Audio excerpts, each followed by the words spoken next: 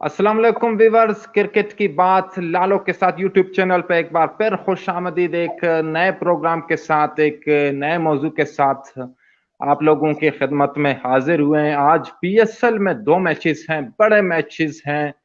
Lahore Qalandars versus Multan Sultan पहला match, और जबकि दूसरा मैच है पेशावर ज़ल्मी वर्सेस क्वेटा ग्लेडिएटर्स। बड़े दो मैचेस हैं, बड़े इंपॉर्टेंट मैचेस हैं। कलंदर वर्सेस सुल्तान, क्योंकि सुल्तान भी हार रही है और क्वेटा ज़ल्मी ज़ल्मी जीत है और क्वेटा भी हार रही है। तो इस मौजू पे ऊपर बात करेंगे, जबकि इंडिया का टेस्ट जो 2 दिन के अंदर खत्म हुआ उसके ऊपर भी बात करेंगे। हमारे साथ बहुत ही खास मेहमान है, बहुत ही खास गेस्ट हैं। स्पोर्ट्स जर्नलिस्ट उबैद हैवान हमारे साथ मौजूद हैं। उबैद, बहुत बहुत शुक्रिया आपका कीमती वक्त का कि आप आज आपने निकाला। इंतहाई मशकूर है आपके सर। थैंक यू लालू भाई, आपने अपने शो में इनवाइट किया। बहुत शुक्रिया, आपने मुझे मौका दिया। Thank you. ये आपका अपना शो है और आपका हम मशकूर हैं कि आप अपना कीमती वक्त निकाल देते हैं हमारे लिए। उबैद भाई, दो मैचेस हैं, बड़े इंपॉर्टेंट मैचेस है। मुल्तान सुल्तान, रिजवान कप्तानी मिल रही लेकिन मैच नहीं जीत रहा, और क्वेटा ग्लेडिएटर्स वर्सेस पेशावर ज़ल्मी, जबकि ज़ल्मी थोड़ी सी जीत के ट्रैक पर है। ये सरफराज वाला मामला भी थोड़ा सा शेयर कीजिएगा, क्या सूरत हाल है, क्या कहेंगे?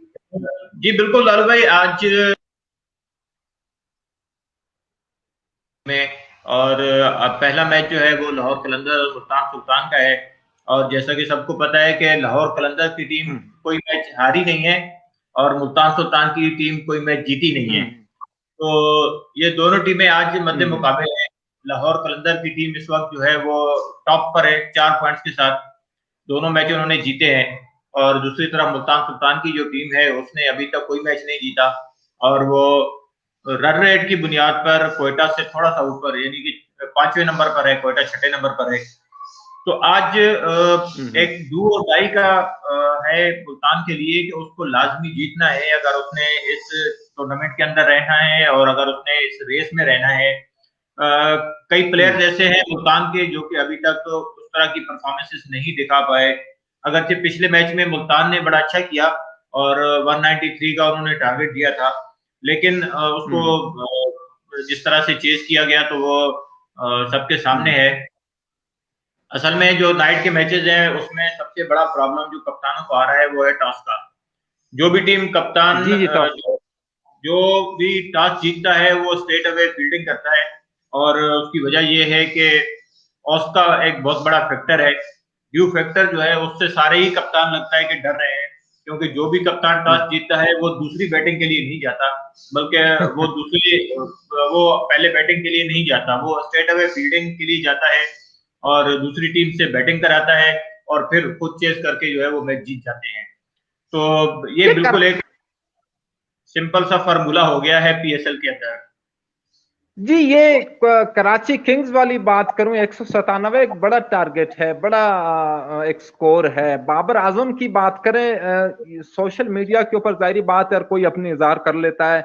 स्लो के लिए, शर्जील बेहतर के लिए, इसका भी थोड़ा सा फर्क बताइएगा उबैद भाई के अपने व्यूवर्स को, कि ये जो 197 जाहिर बात है बड़ा टारगेट है, कुछ रन भी कम बनाए जिस तरह से स्टार्ट पे जा रहा था कराची किंग्स। क्या कहेंगे, टारगेट कम था 197 या ज्यादा था इनके लिए?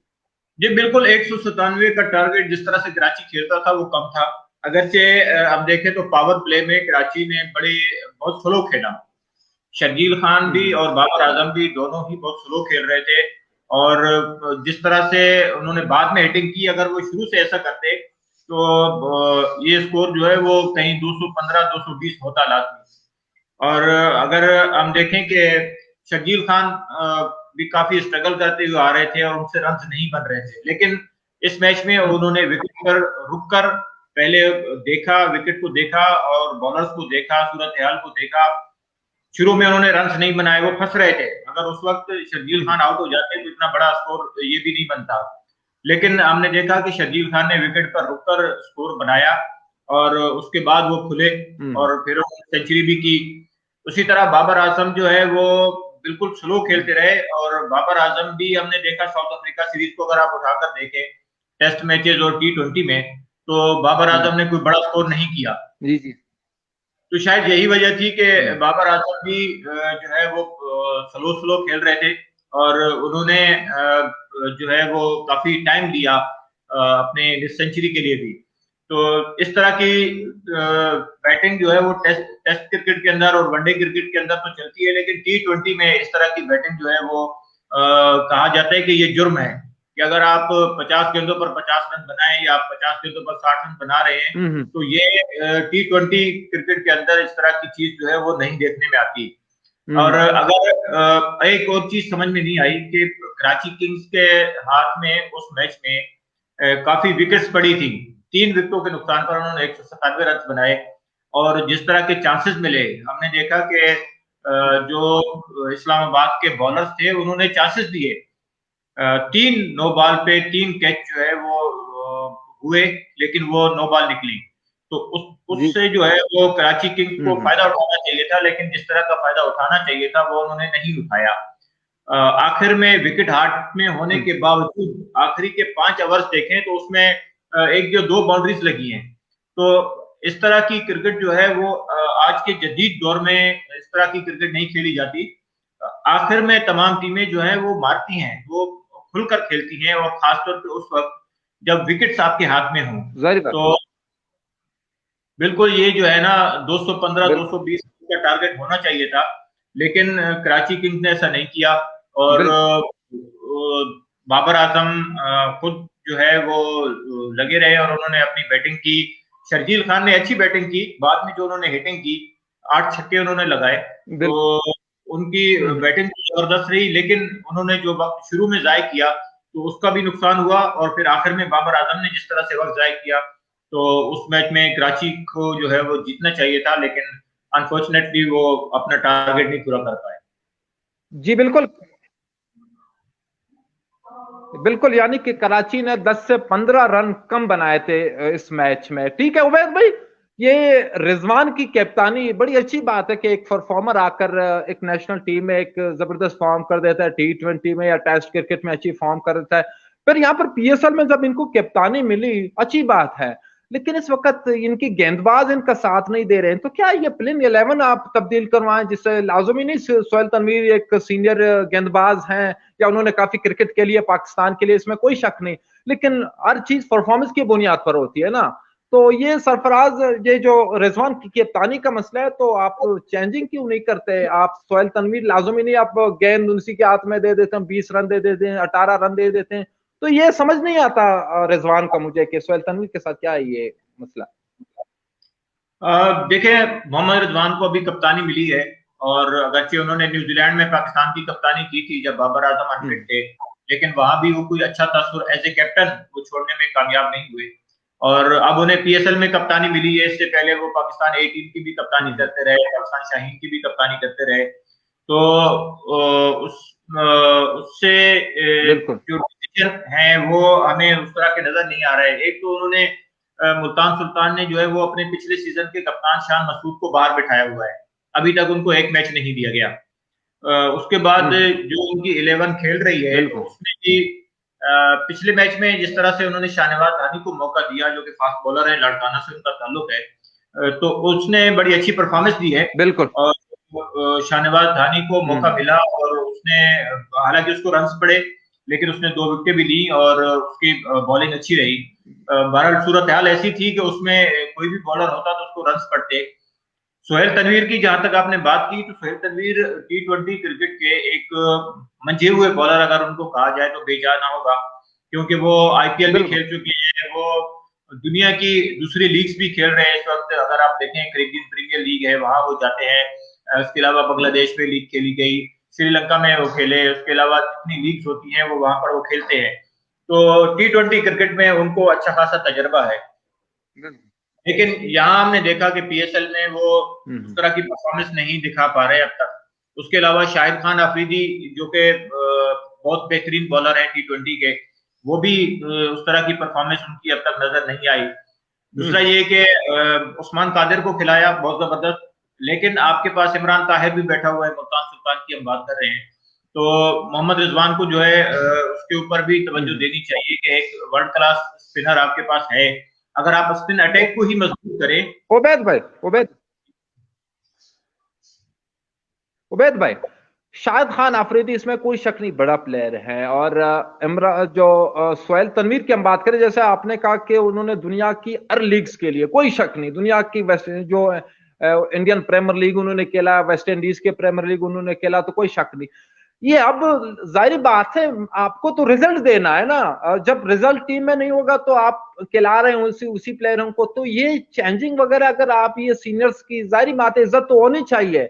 लेकिन आखिर आप जीत के लिए आए हैं ना, आपने टीम जो डाली है पीएसएल में जीत के लिए, तो आप इस तरह से अगर सीनियर्स की रिस्पेक्ट करेंगे, रिस्पेक्ट बेहतर चीज है, लेकिन परफॉर्मेंस की बुनियाद पर रिस्पेक्ट करें ना।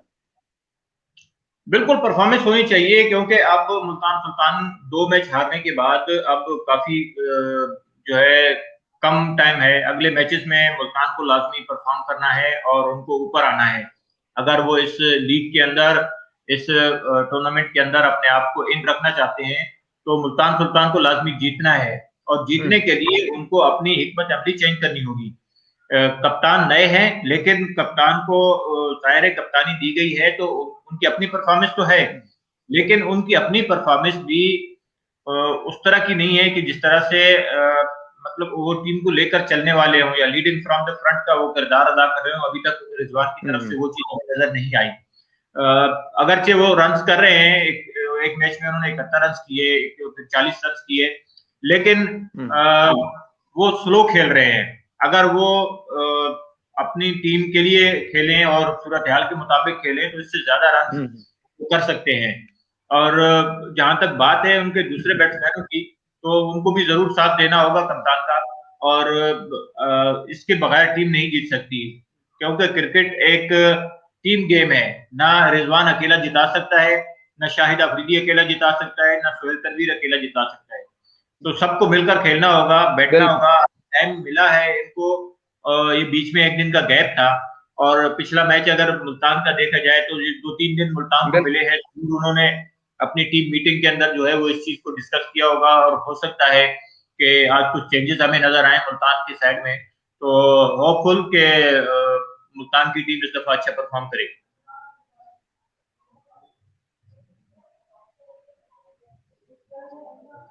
ठीक है। उमेश भाई, क्वेटा ग्लेडिएटर्स बहुत ही इस साल, ये पिछले साल भी बेहतर नहीं रहा, ये साल भी बेहतर नहीं रहा। ये सरफराज का रवैया, जाहिर बात है आप लोगों की कराची के, मैं इतना ज्यादा इसके ऊपर कोई ऐसी बात नहीं कहूंगा कि कराची वाले भाइयों को या इनके फैंस को बुरा लगे। ये थोड़ा सा रवैया इनका बेहतर नहीं है। आपने बेशक पाकिस्तान की खिदमत की, आपने बेशक पाकिस्तान की क्रिकेट की खिदमत की, आपने चैंपियंस ट्रॉफी जितवाया, आपने श्रीलंका से सीरीज जितवाई, अच्छी बात है। लेकिन ये जो रवैया नहीं है, जो आप 2017 वाला रवैया था आपके साथ, ये थोड़ा सा मुख्तलिफ चेहरा नजर आ रहा है 2021 में सरफराज। जी बिल्कुल लालू भाई, सरफराज का रवैया जो है वो मजबूत बहस रहा है। और यही चीज हमने देखी है पाकिस्तान के लिए। जब वो कप्तानी कर रहे थे तो उस टाइम भी हमने देखा था कि इसी तरह की चीज जो है वो हमें नजर आई थी। लेकिन एक बात ये जरूर सोचनी चाहिए कि इस वक्त सरफराज के ऊपर काफी प्रेशर है, और इस चीज से कोई इनकार नहीं किया जा सकता। क्योंकि जब से वो कप्तानी से हटे हैं, उसके बाद फिर वो टीम के साथ तो रहे, नेशनल टीम के साथ रहे, लेकिन उन्हें खेलने का चांस नहीं मिला, वो टीम में इन नहीं हुए। तो उसका भी एक प्रेशर है। और इस वक्त सरफराज को अपनी जगह बनाने के लिए, नेशनल टीम में जगह बनाने के लिए उनको लाजमी परफॉर्म करना है।